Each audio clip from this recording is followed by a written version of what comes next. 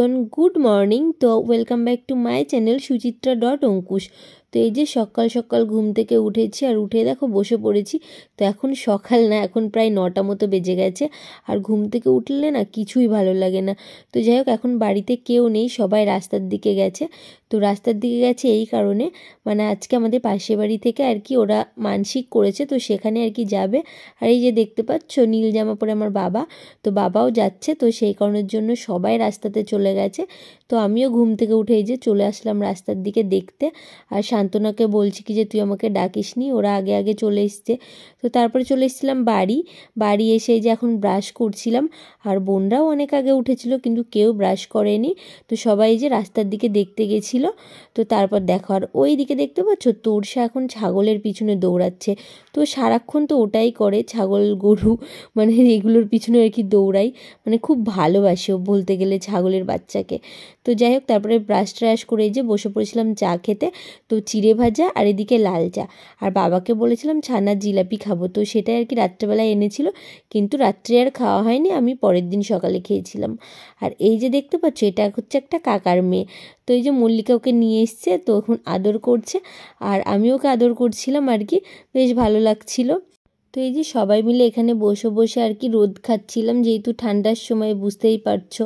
তো তারপরে এই যে কুল মাখা করার জন্য এখন সব কুল পেরে নিয়ে এসেছি। তো আগের দিন তো কুল পেরেছিলাম, কিন্তু আগের দিন কুল মাখা করা হয়নি, ওই কারণে বললাম আজকে কুল মাখা করব। তো এই যে বোন এখন কুল মাখা করছে, আর এদিকে আমি ওকে হেল্প করছিলাম।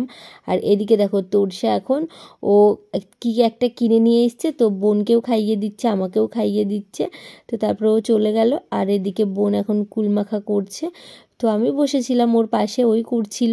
আমি ওকে শুধু বলছিলাম এটা কর, ওটা কর, সেটা কর। আর ও বলছিল তুই বলছিস তুই কর, আমি আর করে দেবো না। বললাম ঠিক আছে তুই কর।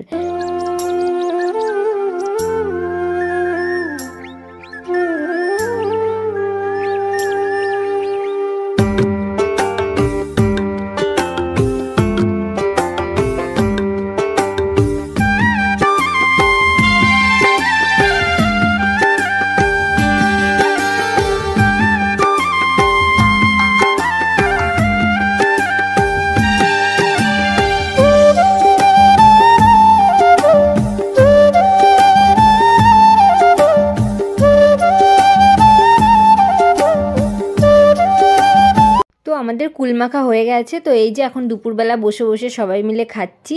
তো দেখতেই পাচ্ছ, আর প্রচণ্ড পরিমাণে রোদ পড়েছে, ওই কারণে আর কি গামছাটা মাথায় দিয়ে নিয়েছি, পিঠটা মনে হচ্ছে পুড়ে যাচ্ছে রোদে। তারপরে এই যে বিকেলবেলা একটুখানি আর কি হাঁটতে বেরিয়েছি। তো বিকেলবেলা আমি তো হাঁটতে বেরোই, তার সাথে আর কি বোনকে বললাম, মল্লিকাকে আর শান্তনাকে বললাম চল একটু হেঁটে আসি। আর এই যে আমাদের পুচকু সদস্য, ও চলে এসছে আমাদের সাথে হাঁটতে, কারণ বুঝতেই পারছো আমরা ঘুরতে যাচ্ছি, ও যাবে না সেটা তো হয় না। আর তারপরে এই যে এই পুচকুগুলো আর কি চাঁদা তুলছিল, যেহেতু খুব সামনেই সরস্বতী পুজো, তাই বলছিল দিদি চাঁদা দাও। যেমন বলছে এই হেঁটে হেঁটে আসছি, চাঁদা কিসের, যেদিন গাড়িতে করে আসবো সেদিন চাঁদা চাস। তো এটা নিয়ে একটু মজা হলো। তো তারপরে এই যে দোকানে এসেছিলাম, দোকানে বলতে আমি হাঁটতে এসেছিলাম। তো মা কয়েকটা জিনিস কিনতে দিল বোনকে। তো বোন বললো চল ঘুরে আসা হবে, জিনিসগুলো কিনে নিয়ে আসা হবে। তো তারপরে এই যে কেনাকাটা করে এখন বাড়ির দিকে আসছি। আর ওই যে পিছনে দেখতেই পাচ্ছ মন্দিরা আর নমিতা, মানে ও দুটো বোন হচ্ছে, মানে বোনের বান্ধবী, আর তার সাথেও বোনও হয়। তো ওরা ওই যে আমাদের সাথে আসছে। তো সন্ধেবেলায় এখন করবে মা পাটিসাপটা, যেহেতু খেতে ইচ্ছে করছে। আর তার জন্য যে বোন এখন নারকেল কোড়াতে বসে পড়েছে, দেখতেই পাচ্ছ। আর এই মেশিনটা কি সুন্দর না, নারকেল কোড়ানোটা দারুণ হচ্ছে। তো ওকে আমি বলছিলাম যে খুব সুন্দর হচ্ছে আর কি এটা দিয়ে করা। তো তারপরে মা এদিকে যে ময়দা মেখে নিচ্ছে। আর যেহেতু এখন শীতের সময়, তাই খেজুরের গুড় দিয়েই পাটিসাপটাটা করবে, মানে খেতে হেভি টেস্টি হবে, বুঝতেই পারছো। আর কি বলো তো, প্রেগনেন্সির সময় না অনেক কিছু খেতে ইচ্ছে করে, আর যেটাই খেতে ইচ্ছে করছে একবার মাকে বললে মা সেটাই বানিয়ে দিচ্ছে। তো এই যে আজকে খাবো পাটিসাপটা। তো চলো পাটিসাপটাগুলো এখন এই যে বোন ভাজছে। তো আজকের ভিডিওটা আর বেশি বড় করছি না, আজকের ভিডিওটা এই পর্যন্ত। ভিডিওটা ভালো লাগলে লাইক করো, কমেন্ট করো, শেয়ার করো, আর অবশ্যই চ্যানেলটা সাবস্ক্রাইব করো। তো একটু লালচে লালচে আর কি হয়ে গেছে, যেহেতু খেজুরের গুড় দেওয়া আছে। তো চলো আমরা এখন পাটিসাপটাটা খেতে থাকি, আর তোমরাও এভাবে বানিয়ে খেয়েও, দেখবে হেভি লাগছে। আর পাটিসাপটাটা সত্যি খুব খুব ভালো হয়েছিল।